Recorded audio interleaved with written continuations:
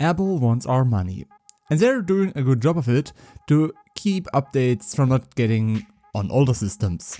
To Apple's credit, it's worth noting that they support their devices for a very long time, which is something you can't expect from their Windows competitors.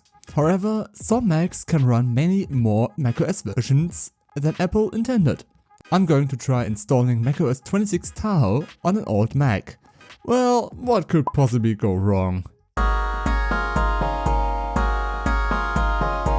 Hey everyone! Yes, we're doing something that Apple doesn't want to see.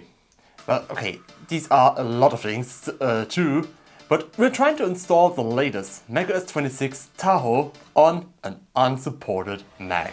And the Mac I choose for this is a late 2009 unibody MacBook.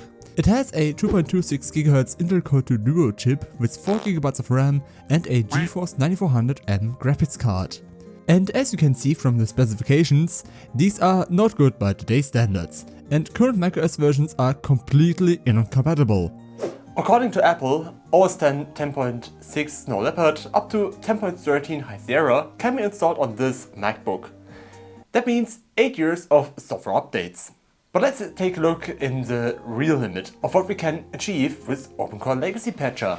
The problem with newer macOS versions is that the chip is too old and the graphics chip does not support the current Metal APIs. The Metal API is basically like DirectX, only from Apple.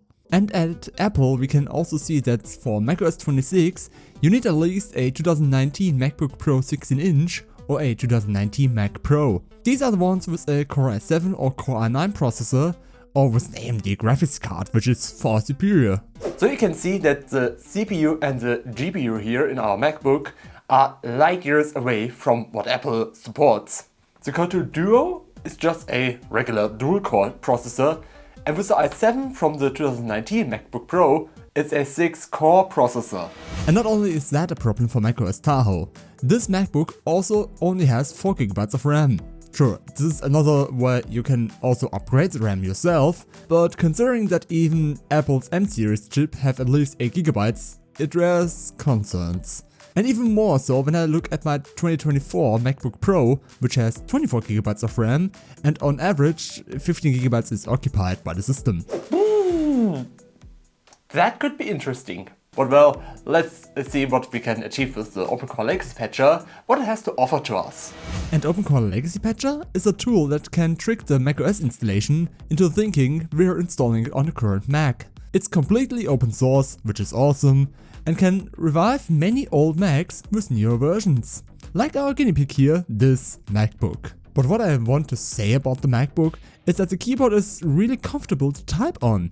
Better than what Apple came up with afterwards with this damn butterfly keyboard. And I suspect the battery is going to die. Because the trackpad is lifting up, which indicates that the battery is swelling.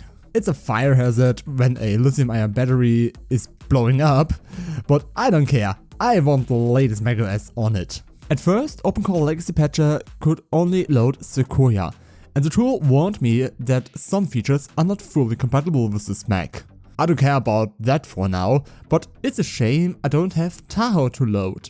Well, I had to download macOS 26 on my new Mac, and then 26.1 because somehow just 26 didn't work. But I don't think it's a big thing, because in 26.1 Apple fixed quite a few bugs in 26, which I think makes this process a bit more pleasant. At least we couldn't go directly to Tahoe, because for that you need at least macOS 10.15 Catalina. Well, I just updated the Mac to Sequoia using the tool and had a stick created for the installation. After about an hour, an error message appeared saying that something about the system that was loaded was not being verifiable. I'm guessing that the USB stick had data on it and that something had to do with it. It didn't work the second time either. Somehow I felt I need to restart the Mac because the tool said at one point that I should do that. And that didn't work either. I changed the USB stick to see if that would make a difference. And unfortunately that didn't change anything either. So something seems to be going wrong there. Or maybe it's because of macOS Sequoia. But what should work is that Tahoe can also be installed from Catalina onwards. and macOS Monterey sounded like a good alternative to me to install this first and then install Tahoe. And that's exactly what I did. So after everything was loaded. After loading, I tried again and lo and behold, it suddenly worked with Monterey. I have no idea why it didn't work with Sequoia, but anyway, with Monterey you can also install Tahoe. And after about 1.5 hours, the installer finished loading and the program immediately asked me if I want to install the OpenCore Legacy Patcher. I said yes and selected the internal hard drive. It took a moment to do its thing, then the window appeared to restart. At this point, it's important to hold down the Option key to access the boot menu on an Intel Mac. And I'm actually in the Monterey installer. It's kind of strange to see this system running on a MacBook like this one. Okay, and to be honest, in Monterey, it didn't really work. It kept getting stuck in the Apple logo, saying that there are only a few minutes left, even though this Mac has completely frozen. So I'm going to leave Monterey alone for now and try something else. You can also create an install medium for an old Mac or a new Mac. The only thing you need to know is exactly what kind of Mac you're installing it on. And that's what I did with the macOS Tahoe installation on my 2024 MacBook Pro.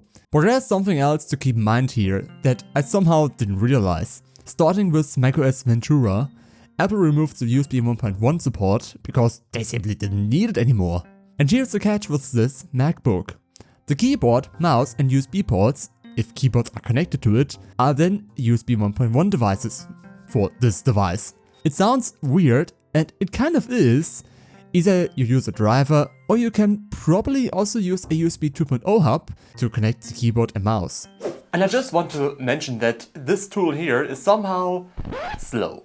I mean, sure, the OS files are huge for USB 2.1 standards, and I understand that it takes a while. But when I copy the installer via the system, it goes much faster than using OpenCore Legacy Patcher.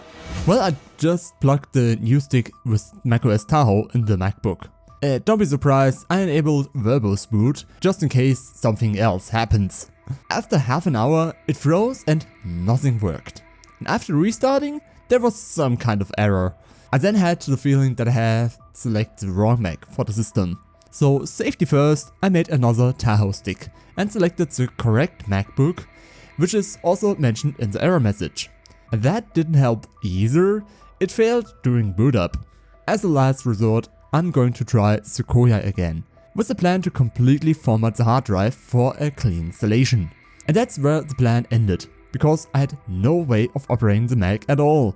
Neither an external mouse nor a USB 2.0 hub to bypass the USB 1.1 helped.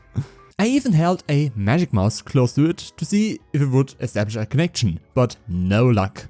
Well, I find it a bit stupid. With Monterey, the installer crashes, in Sequoia, the mouse doesn't work, and Tahoe doesn't want to work on this MacBook. But failure was just the path to the true victory. Because this Mac runs now on a system that Apple also didn't allow either, but with a much better tool from DOS One. And normally, I would have shown you here how it works, but also in the German version of this video, right in the middle of filming, the hard drive in this Mac stopped working. So and I didn't came along and replaced that. So yeah, you have to understand that. Yeah. And back then, I did the same thing on all of my other MacBooks from my collection that officially ran El Capitan as a maximum, and High Sierra was there no problem. The installer booted without any issues. I was able to format the hard drive, the disk was quickly ready for use, and the installation of Catalina was faster. Of course, Catalina is significantly smaller in file size, but the tool is 6 years old and appears to be more robust than OpenCore. And at least this worked, and tada! macOS 10.15 Catalina on an unsupported Mac. It runs a little slowly, which I think is due to the hard drive that's built in, but everything runs largely without any problems. At least when the hard drive is working. So I think we've got it.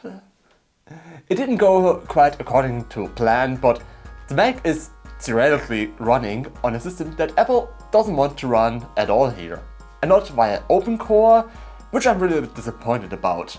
They claim that it runs on a wide range of systems and works with other people on the internet, but some people also say that it doesn't work on 2009 models of Macs, which unfortunately this is one.